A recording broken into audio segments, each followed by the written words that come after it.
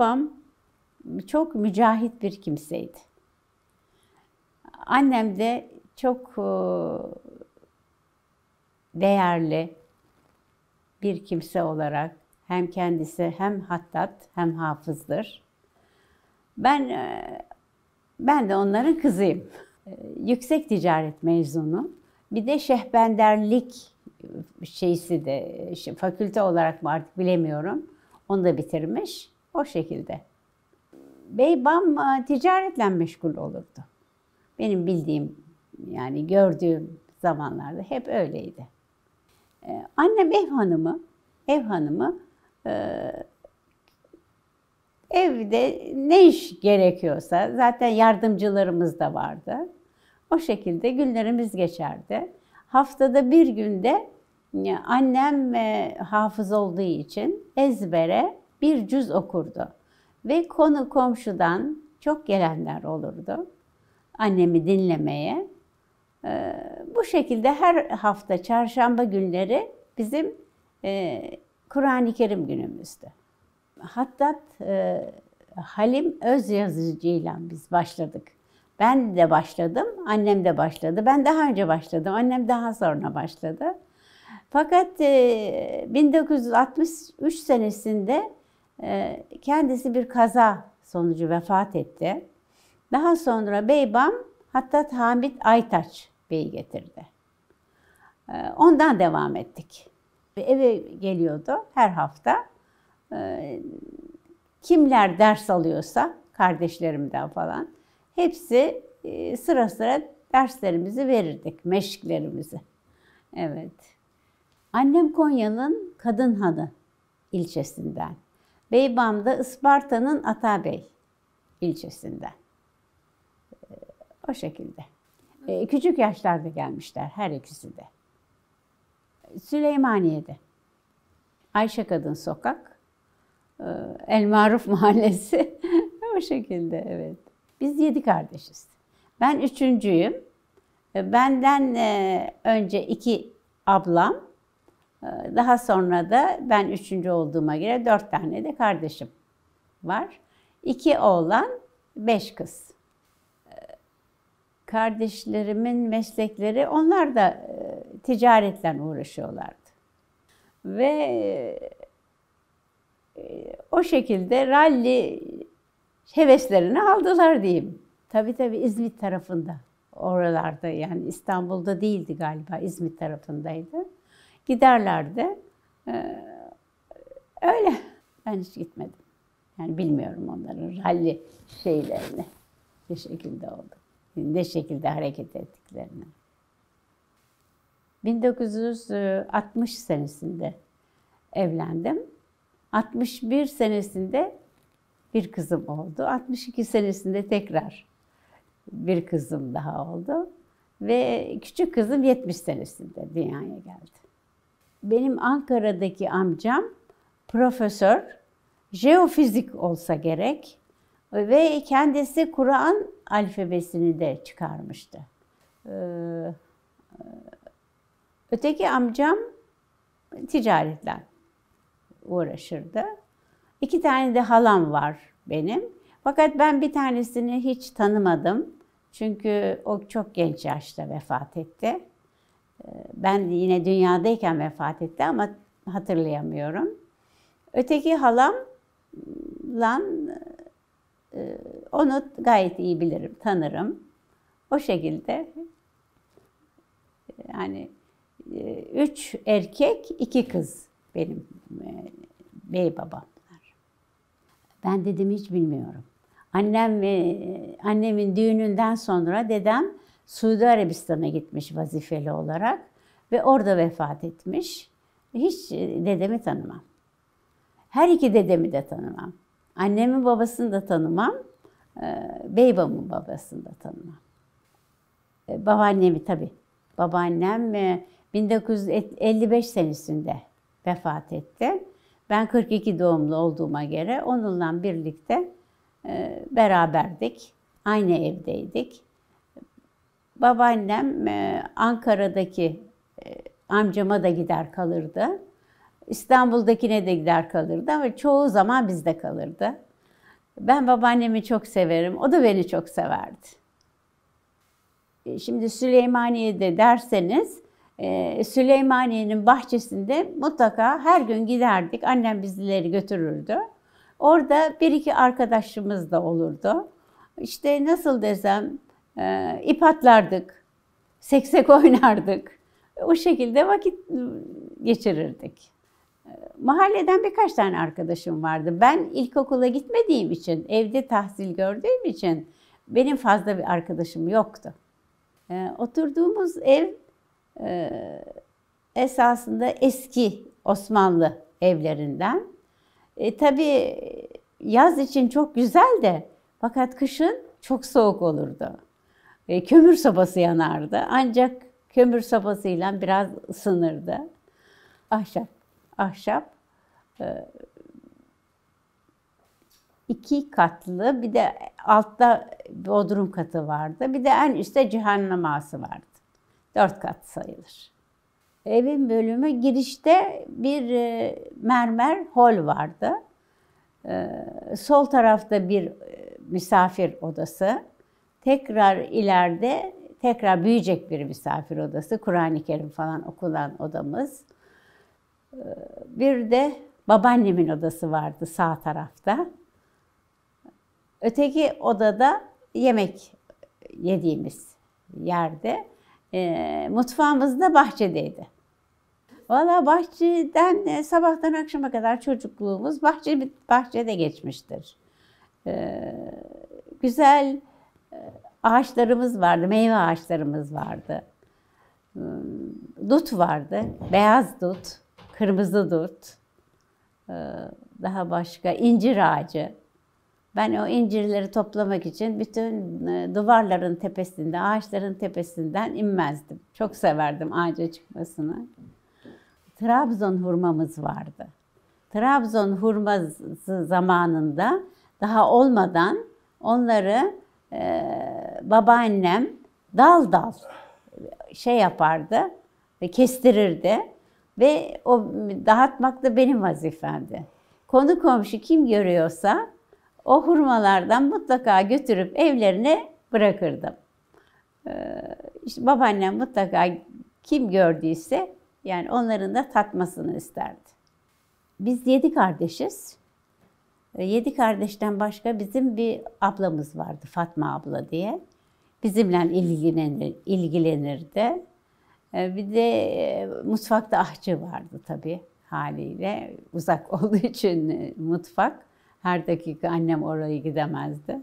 Enişteme gelen bir hanım kendi sıkıntılarından bahsetmiş. Evdeki anlaşmazlıklarından bahsetmiş. O sebepten dolayı da eniştem gel bana ben sana bakarım demiş.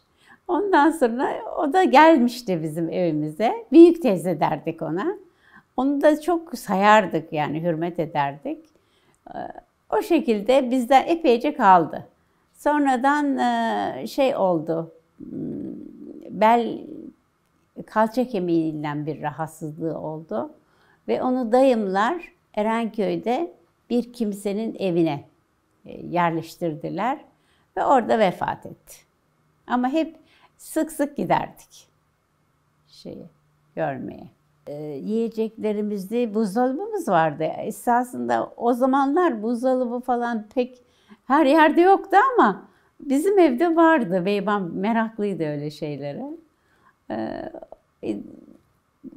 O şekilde. Bir de tel dolaplar oluyordu haliyle. O şekilde yapardık.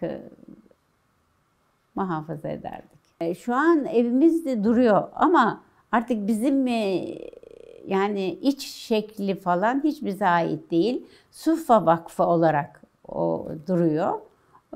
Yani dış görünüşüyle de değişik ama duruyor yani ahşap bina olarak. Onlar da hep ahşap ve bahçeli oluyordu. Bahçeler daima yan tarafta ve arka tarafta. Mesela bizim evin bahçesi arka taraftaydı. Hiç yani yoldan görünmezdi. Bizim karşımızda da İsmet İnönü'nün evi vardı. Sonra o 1961 senesinde Yandı. Takır takır yandı. Ya, kül oldu bütün ev. Diğer başka köşkler de vardı ama tabii hepsiyle de şey yapamıyorduk, görüşemiyorduk. Bir de bizim mahallede Muzaffer Özak Bey, meşhur Muzaffer Özak Bey vardı. Onunla da çok iyi görüşürdük. Ayinler yaparlardı. Annem beybam giderdi. Beni de götürürlerdi. Hep dinlerdim onların ayinlerini. İsmet İnönü hiç o evde oturmadı. Sadece onun eviydi. Orada kim oturuyordu ben de bilmiyorum. İki kardeşti. İki kardeş, bir erkek bir hanım. Hoş bir hanımdı. Selamlaşırdık. Gidip gelmemiz yoktu. Evde ilkokulu evde şey yaptım, aldım ben. Süleymaniye'de 7. okulun ben müdürü diye biliyorum. Belki de öğretmen de olabilir. Necati Bey diye bir beyden almıştım. Ablamlar da keza o şekilde. Daha ben ilkokulu bitirmeden hatta başlamıştım. İşte Hattat Halim Özyazıcı'dan başladım. Ondan sonra da vefat ettikten sonra Hattat Hamit Bey'e geçtik. O zamanlar çok mutlaka beybam her gün bizden mutlaka birkaç satır veya bir levha yazı beklerdi. Mutlaka yazıp gösterirdik. Evet ve imzalar da atılırdı. Ya güzel derdi ya biraz şişirmişsin derdi. Acele etmişsin derdi mesela. Evet. Annem 1946 senesinden beri günlük yazıyordu. Ve en sonki günlüğü de 2003'dekini gördüm. Devamlı hep yazardı. Onlar tabii Osmanlıca yazı. Onu ablamla beraber biz Türkçe'ye çevirdik. Fakat bir türlü onu şey yapamadık daha, bir roman haline getiremedik. İnşallah ömrümüz vefa eder de getiririz diyeyim. Ben evlendikten sonra da devam ettim. Hep gelirdim hoca geldiği zaman. Birlikte meşkimizi alırdık, yapardık. Konu komşudan da gelen, hatta başlayan olmuştur. Ama onlar öyle biraz yarım kaldı. Öyle. Tabii benim duvarımda levhalattığım yazılarım var. Annem çok yazardı. O kadar çok yazardı ki her gittiği yere o yazdığı şeyleri, hatlardan levhalattırırdı ve hediye olarak götürürdü. Annemin yazısı çoktur. Benim o kadar fazla değil. Onu da beybamın teşvikiyle. Beybam istedi. Ben de tamam dedim. Biz de tamam dedik diyeyim. O şekilde oldu. 2 ablam, ben, kardeşim, hatta gelinimiz Mesude, erkek kardeşimin hanımı. Devam ettik ama yani o aralar çok devam ettik. Ondan sonra da benim elim durdu diyorum. Alıyorum elime kamış kalemi. Olmuyor. Bir türlü yazamıyorum. Bu eski yazılarım ben mi yazmışım diyorum levhaları. Öyle. Hafızlığa ben aşağı yukarı 16 yaşındayken falan başladım. Onun hafız cemiyetimin hafız cemiyetim benim aşağı yukarı evlenmeden bir hafta önce hafız cemiyetim oldu. Sonra bir hafta sonra da evlendim. Yani 18 yaşındaydım. Ben kendim okuyordum ama bizim Süleymaniye Camisi'nde müezzin olarak Recep Efendi vardı. O her gün gelirdi mutlaka benim çalıştıklarımı yapardı, kontrol ederdi. Annem de ilgilenirdi. Bizim zamanımızda Süleymaniye çok yani kıymetli bir yerde diyeyim. Şimdi çok dışarılardan falan da gelen olmuş. Yani pek oturulacak bir durumu kalmamış benim gözümle. Öyle diyorum. Evet. Tabii mesela bayramlarda falan mutlaka birbirimize giderdik. Ondan başka annem zaten her hafta Kur'an okuduğu için o zamanlar bize gelen olurdu. Yani iyi geçerdi o şekilde. Komşulardan da vardı, akrabalardan da vardı. Mesela Erenköy'den de Erenköy'de benim annemin tarafı. Orada yaşardı. Oradan gelen olurdu. Her taraftan gelen olurdu. Fatih Çıtlak'ın annesi, Mukaddes Çıtlak Hanım. O da gelirdi bizim Kur'an derslerimize. Çok da güzel Kur'an-ı Kerim okurdu. Çok da severim kendisini. Kendisini de çok görmek istiyorum ama bir türlü kısmet olmadı. Evet, bahsedeyim tabii. İbn-i Emir Mahmud Kemal Bey, biz arada sırada giderdik. Onu ziyarete.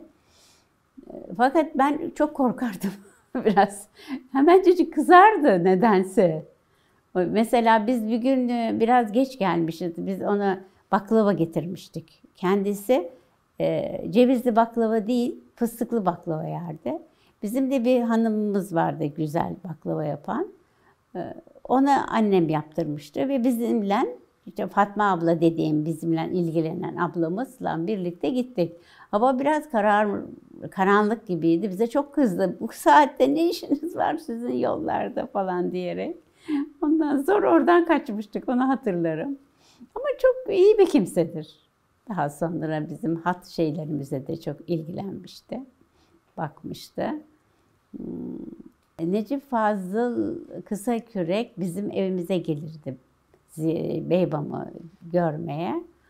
Ondan Beybam bazen de bir işi üstünü falan giyiniyorsa bana hemen derdi ki sen git Necip Fazıl Bey'in yanında onunla konuş, et, oyala, ayıp olmasın derdi. Ondan sonra ben de giderdim onlar, konuşurduk, ederdik. Çok konuşmazdı. Konuşkan değildi ama az buçuk konuşurduk. Öyle. O da Allah rahmet etsin. Öyle. Tahir-i Mutlu Bey, Bediüzzaman Hazretlerinden sonra ondan ele alan mı diyeyim, o şey yapan, devam eden ve Beybam'ın da amcazadesi oluyor. Tahir-i Mutlu. O da çok sevdiğim bir kimseydi. Bize gelirdi arada sırada. Tabii onun şeylisine giderdik, vaazlarına giderdik. Annem, Beybam, ben, kardeşlerim de. Vaazını dinlerdik. Onun kızı vardı Muhterem Hanım. O da benim arkadaşımdı. O da bize Kur'an derslerinde gelirdi. Biz de onunla çok güzel sohbet ederdik. Çok anlaşırdık. Ablam, ben, bir de Muhterem Hanım. Bizim yaşlarımızdaydı ablamla benim gibi. Annem ondan tabii çok ders almıştır. Mehmet Zahid Kotku Efendi Hazretleri. Esad Coşan hocayı ben bir sefer anneme yemeğe gelecekti. Annem de bana dedik sen de gel dedi. Peki dedim. Ve birlikte bir yemek yemiş olduk. O zaman tanıdım. Başka da fazla bir görüşmem falan olmadı. Akşam sanata gittim ben. Dikiş, kadın çamaşırı, yemek ve pasta üzerine. Bizim bir şeyimiz vardı. Ahmet Efendi derdik, Allah rahmet etsin. O bizi götürürdü arabayla, bırakırdı. Daha sonra dönüş saatimiz dedi, gelip alırdı. O şekilde orada da çok güzel günlerimiz geçmiştir hocalarla. Melahat hocamız vardı, dikiş hocası. Yani her türlü hocalarla da güzel vakit geçirdik orada da. Celalettin Ökten'den Arapça ders almak üzere birkaç sefer gittik. Beybam şey yaptı, istedi gitmemizi. ve Celalettin Bey'le anlaşmış. Gitmiştik. İşte Ketebe bu falan fazla bir şey ilerleyemedik. Hatta onun oğlu Saadettin Ökten de bizimle birlikte ders alıyordu. Celalettin Bey demişti benim oğluma da vereyim sizle diye. Ama fazla bir şey, işte bir 6 ay kadar herhalde gittik. Orada kaldı. Çok gelenler, tabii çok gelen olmuştu. Ben yani biz oradayken. Doğudan bilhassa çok gelen vardı. Onlarla da çok iyi tanışırdık, görüşürdük. Evet. Komşularımız olarak hatırlarım ama yani ben evlendikten sonra bunların hepsi bir kaldı. Hatırlarım tabii. Yan tarafımızda bizim Feride Hanım teyzemiz vardı. Yaşlı bir hanım. Kızı vardı Behice Hanım. Yani bayağı yaşlı bir hanımdı. Vefat etti. Vefat ettiği zaman da beybam o hanımı bizim kabristana şey yaptı. Defnettirdi. İşte onlar birden bir şaşırdılar. Ne yapacağız, ne edeceğiz falan deyince yardım etmek amacıyla tamam dedi, bizim kabristanımız boş. Hatta ilk olarak o girdi galiba, yoksa yok, halam daha önceydi galiba. Öyle. Bizim bir de karşımızda benim ablamın eşi oturuyordu. Diş doktoru Mustafa Selçuk. Onun 2 tane abisi ve yengeleri, çocukları, onlarla çok iyi haşır neşir olurduk. Gidip gelirdik. Naile Hanım teyze, Hacer Hanım teyze, yengeler. Yani eniştemin yengesi oluyor. Onun mesela benim yaşımda da kızları vardı. Benden daha küçük kardeşimle de çocukları vardı. Hepimiz çok iyi anlaşırdık. Mahallede düğün. Onu bilemeyeceğim. Ama mesela benim düğünüm bizim bahçemizde oldu. Evimizin bahçesinde yapıldı düğün. Her iki ablamın da düğünleri bahçede yapıldı. Yani salonda yapılmadı. Salonda falan yapılmadı. Bahçede yapıldı. Büyük ablamın düğününde yemek ziyafeti verildi. Şeyde de ikinci ablamın şeyinde galiba pasta falandı. Benimki de öyleydi. Herkes, akrabalar da geldi. Mesela benim düğünüme, benim eşim İzmitlidir. İzmit'ten bir otobüs kimse benim düğünüme geldiler. Büyüktü. Sandalye falan kahvehaneden falan alınmıştı tabii. Teybimizi açıyorduk. Açmıştık. Yani bir iki işte teypten bir iki dans eden falan, ama erkek yok. Hep hanım olarak dans eden de oluyordu. Yani bayramlar çok güzel geçerdi. Güzel hazırlanırdık. Bizim bir Şaziye Hanım teyzemiz vardı. O da benim halamın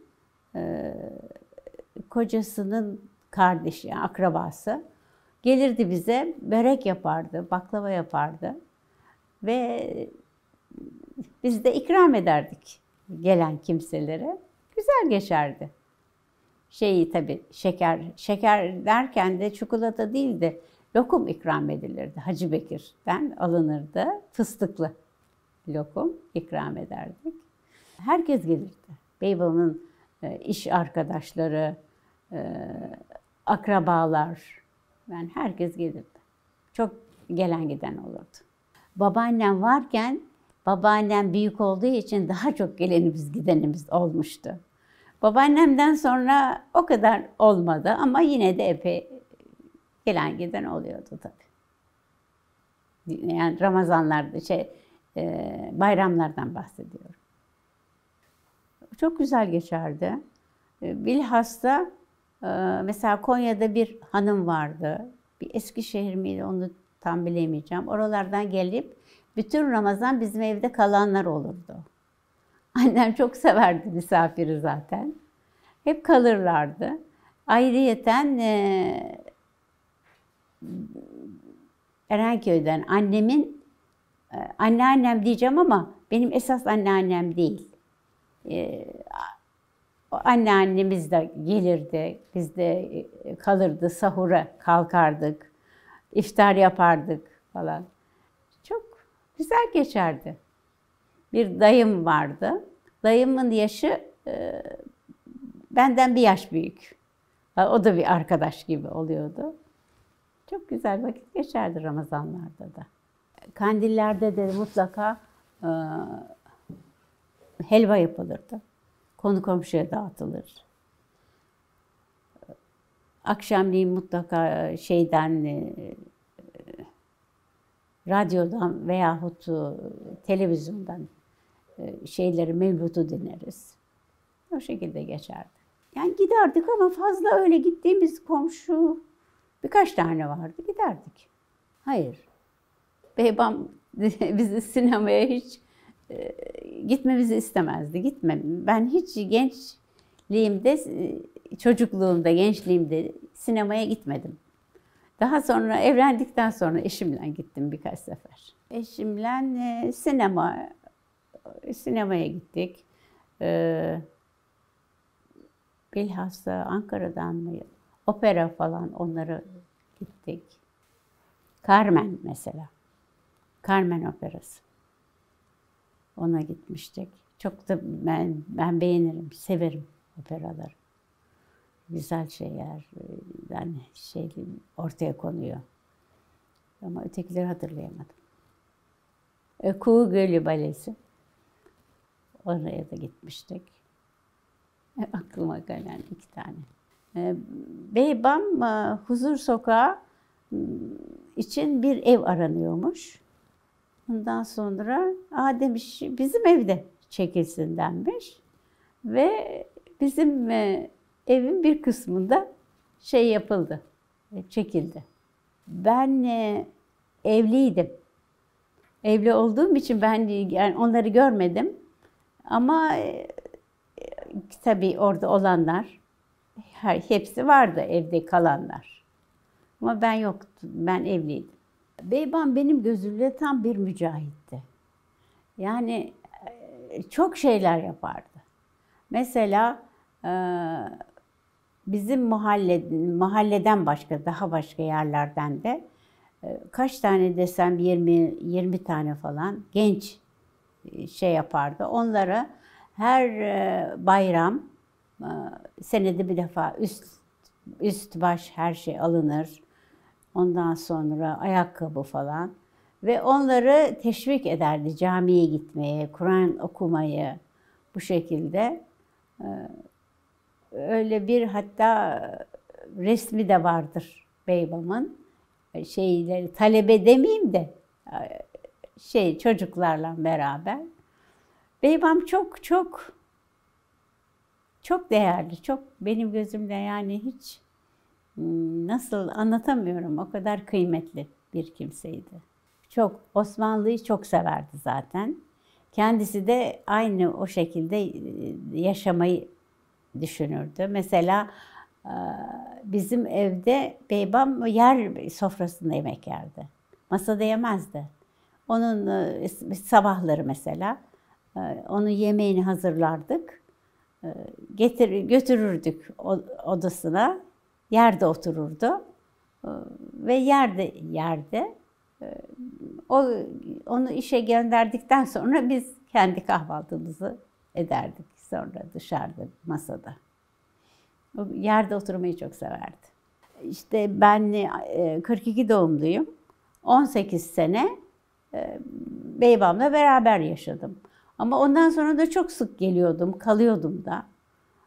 Beybam'ın vefatı şimdi tam bilemeyeceğim ama 84 gibi falan olsa gerek. Öyle. Annem Beybam'dan sonra yaşadı biraz. Yani şöyle bir 10 sene falan yaşadı. Ama ben nedense tarihleri hatırımda tutamıyorum ki. Tahmin ediyorum şimdi 23'teyiz. 15 sene oldu vefat edildi annemin. Yani hangi seneye tekabül ediyor tam bir şey yapamayacağım. Çok bizimle ilgilenirdi. O şekilde bir eski yazı bir kitap olacak ama şimdi aklımda yok. Ondan okurdu. Yani eğitime çok üzerinde durur. Bilhassa İslami eğitim olarak tabii ki.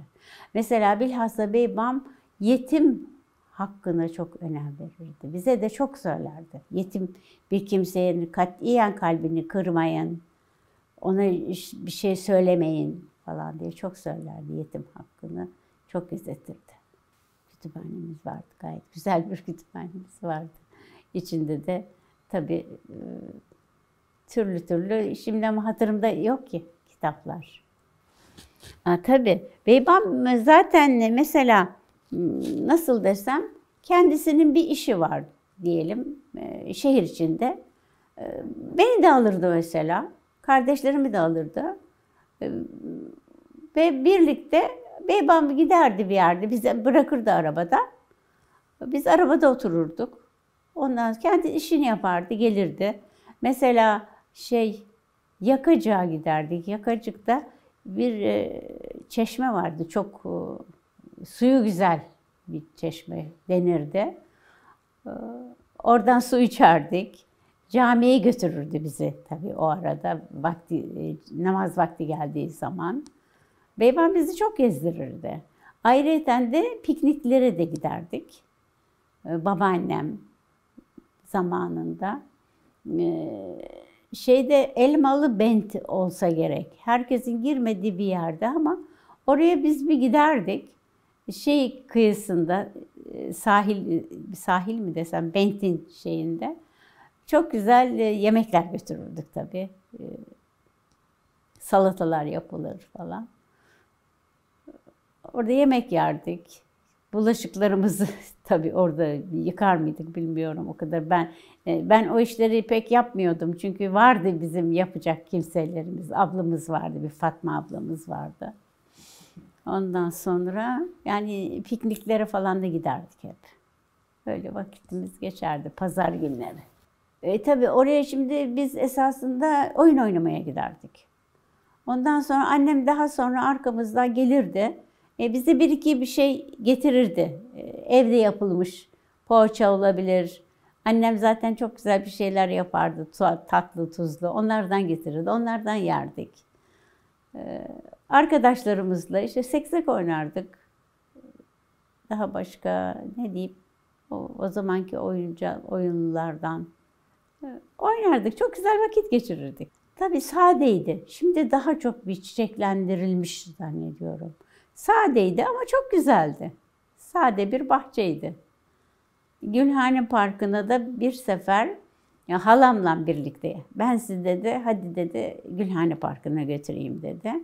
İşte biz zaten birkaç kardeş bir de konu komşudan yine kimseler aldık. Sıra sıra iki kişi olarak bizi sıraladı. Hadi ben ön tarafa düşüyorum siz de beni takip edin dedi. O şekilde Gülhane Parkı'na kadar yürümüştük. Gayet güzel bir şekilde. Bir bayramdı zannediyorum. Gülhane Parkı'da da ne yaptığımızı pek bilemiyorum. O zamanlar orada öyle ne bileyim gazozdu, dondurmaydı böyle şeyler hatırımda yok. Öyle bir şey almıyorduk. Hatırımda yok. Gitmiştik gelmiştik çok güzel bir şekilde. Halamın da 2 tane kızı vardır. Biri Ayşe, biri Hatice. Onlar da tabii vardı grupta. Güzel bir gezi yapmıştık. Şimdi şöyle bizim evden çıkıp Beyazıt'a çıkarız. Beyazıt'tan sonra da işte Sultanahmet'e doğru gidilir. O şekilde Gülhane Parkı'na gidiyorduk. Ama böyle grup halinde gitmemiz çok güzel olmuştu. Biz 8 kişi miydik, 10 kişi miydik? Bu kadar vardık. Mesela Bursa'ya giderdik.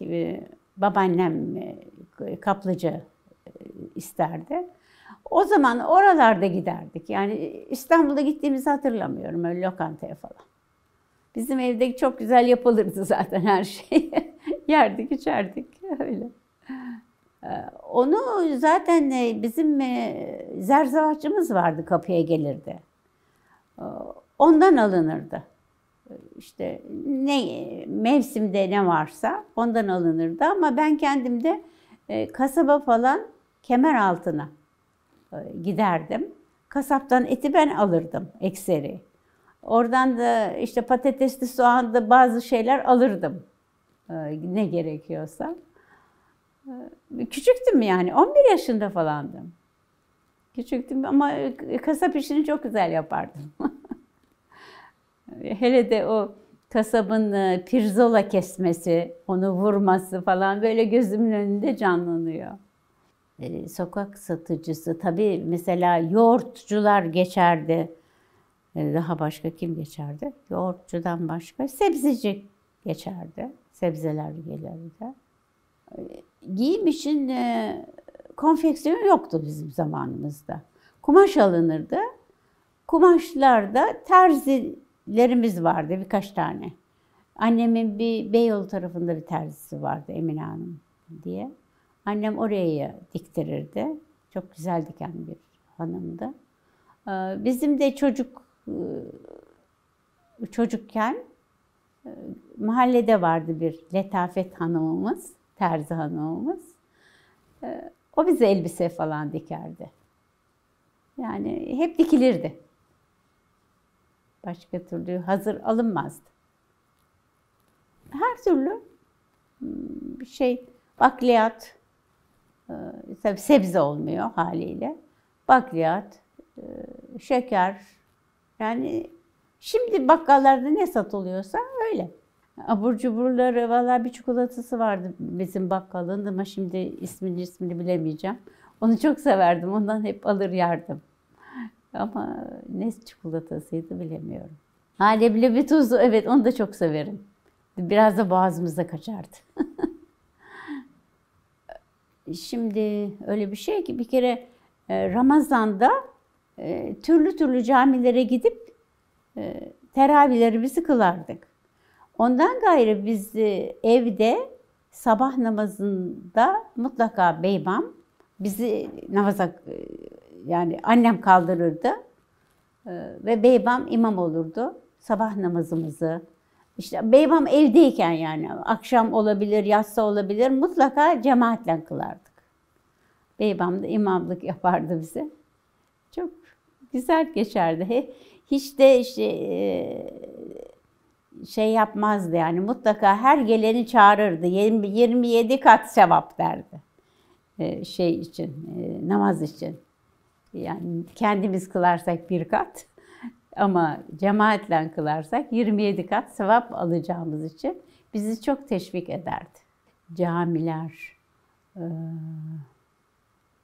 Allah hepsine gider, hatırlarım. Fatih'e giderdik, şeyde Dolmabahçe'dir, saray yanı gibiydi orası. Dolmabahçe'nin üst tarafı. Ama ismini çıkartamadım şimdi. Giderdik. Yani çok camilere giderdik. Kirazlı mescit olarak bilirim ama oraya pek gitmemişti. Gitmedik yani, öyle bilirim. Oradan geçerdik. Bizim evden çıkıldığı zaman zaten Kemeraltı'nda alışverişe gittiğim zaman Kirazlı Mescid'in önünden hep geçerdim ben. Ama gitmedim gibi geliyor hiç. Hatırladığımda yok. Ulaşım olarak bir kere eskiden çok yürünürdü. Mesela ben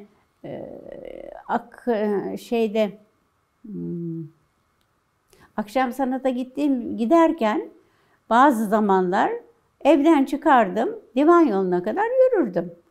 Bazı zaman da bizi şoför de götürürdü. Bizim bir Ahmet Efendi diye şoförümüz vardı. O da götürürdü ama yani yürünürdü. Öyle fazla bir şey binilmezdi. Tramvaylar vardı binilirse. Pek yani onları binmiyorduk. Ya yürüyorduk ya şoförümüz götürüyordu. Tabii mesela Erenköy'e gitmek için anneannemlere mutlaka vapura binerdik. Ama bizim evden aşağıya doğru Ne yokuşu derlerdi orası? Mahmutpaşa yokuşu diyeyim. Oradan aşağıya kadar yürürüz. Ondan sonra şeyi de geçer, Eminönü'nden de gidilmezdi. Köprüyü de geçerdik, Galata Köprüsü'nü. Karaköy'den binerdik. Yani yürürdük. Yani eskiden yürünüyordu, şimdi hiç yürünmüyor ne hikmettense. Oradan Erenköy'e gitmek için tabii orada otobüse binerdik. Kadıköy'den otobüsle giderdik. Erenköy'e taşındık.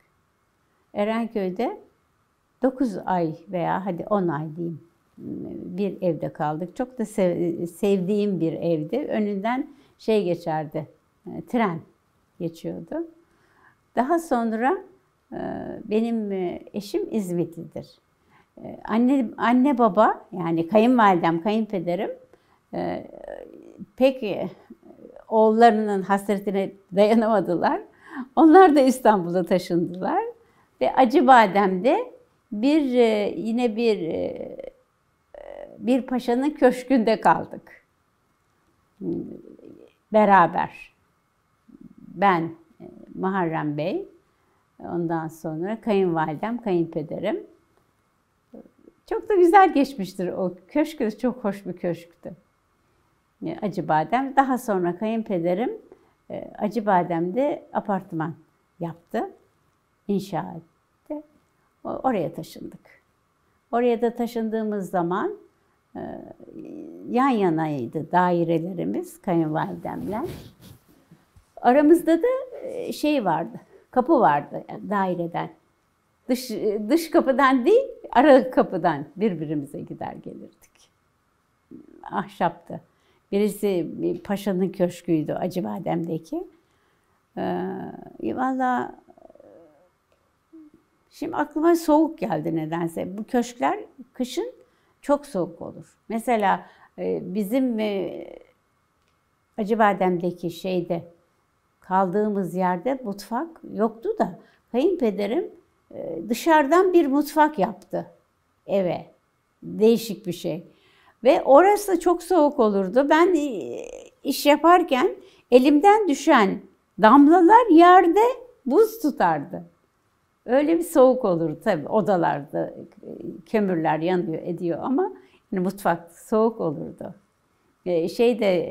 Benim Süleymaniye'deki evde soğuk olurdu ama bizim mutfakta pek işimiz olmuyordu.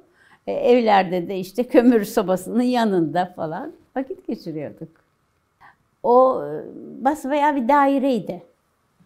3 katlı, 4 katlı bir apartmanın bir dairesiydi. Ben o evi çok sevmiştim. Onu söyleyebilirim sadece. Büyük kızım orada dünyaya geldi. Erenköy'deki o evde dünyaya geldi. Sonra 2 aylık mıydı neydi Acıbadem'e taşındık. Kayınvalidem, kayınpederim birlikte oturmaya başladık. Yani bizim o ilk gittiğimiz yerde. Şimdi öyle bir şey ki Erenköy'de öyle mahallede yoktu kimse. Öyle tanıştığım. Ama Erenköy zaten benim annemin semti. Dayılarımın çocukları falan hepsi orada. Onun için devamlı onlara gidip gelirdik. O şekilde geçerdi. Şimdi ben zaten evlendim de ayrıldım. 60 senesinde düğünüm oldu. Bahçesinde. Ondan sonra oradan ayrıldık. O evden de daha sonra senesini tam bilemeyeceğim ama 75 gibi falan annemle beybam da oradan ayrıldılar. Haseki'de bir apartman dairesinde oturdular. Beybam Haseki'deki o dairede vefat etti. 83 mü 86 mı tam bir çıkartamıyorum.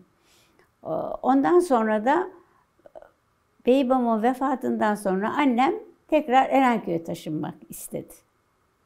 Ve kendi yakınlarının yanına gibi yani bayağı yakın birkaç durak vardı arası.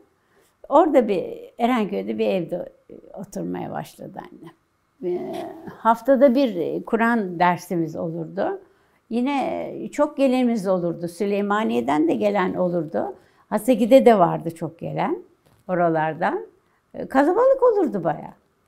Ondan sonra annem yine bir cüz okurdu. İşte biz de dinlerdik, hepimiz dinlerdik. O şekilde günler geçerdi. Yine Acıbadem'deyiz biz. Valla normal sabah kalkıyoruz. Yani daha doğrusu şöyle, namaza kalktıktan sonra ben Kur'an-ı Kerim dinliyorum. Semerkant'tan bir kimse okuyor. Her gün bir cüz okuyor. Onu mutlaka dinliyorum. İşte bir ayda bir hatim indirmiş oluyorum. Ondan sonra da kahvaltıydı, evin işleri, yardımcım var, haftada 2 gün gelir. O şekilde günler geçiyor. Yakınımda zaten 2 kızım oturuyor.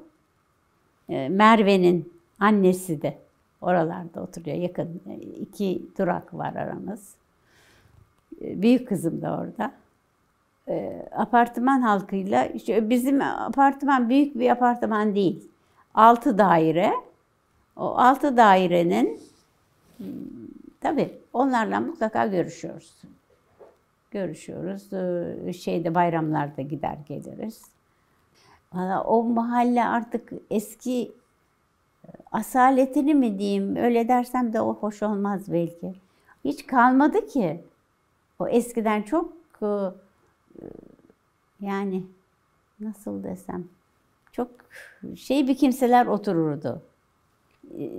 İsmi değer mi diyeyim. Ama şimdi çok karıştı orası. Karman çorman oldu. Onun için hiç düşünmem. Tabii bizim o Suffa Vakfı'na, Süleymaniye Camii'ye de gideriz. Suffa Vakfı'na da gideriz. Bahçesini görürüz. Bahçesi var mıydı? Bakayım, bahçesi kalmış mıydı? Bahçesini de kapatmışlar mıydı acaba? Ama ağacımız duruyordu. Trabzon hurması olan ağacımız duruyordu.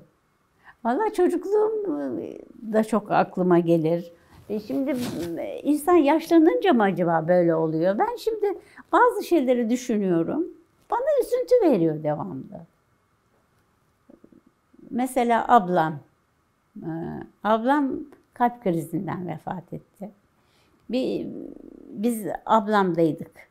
Ablam annemle beraber oturuyordu. Ayrıydı kocasından. Ondan sonra kötü oldu. Hemen acele arabaya attık. Hastaneye götürdük, yetiştirdik. Neyse. Orada çok bir sıkıntı çekti. Burada dedi yani tesettür bakımından bayağı bir sıkıntısı olmuş falan. Ben biraz giderdim. Biraz iyileştikten sonra bahçeye çıktık. Biraz bahçede de dolaştık falan. İşte o günler bana ablam, ne bileyim ben, daha başka, onu alıp daha bir yerlere mi götürseydim diye mi düşünüyorum. Bir bahçeye çıkartabiliyordum.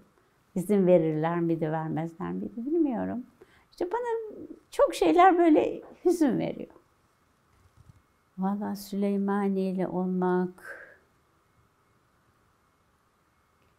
bence güzel bir şey ifade ediyor.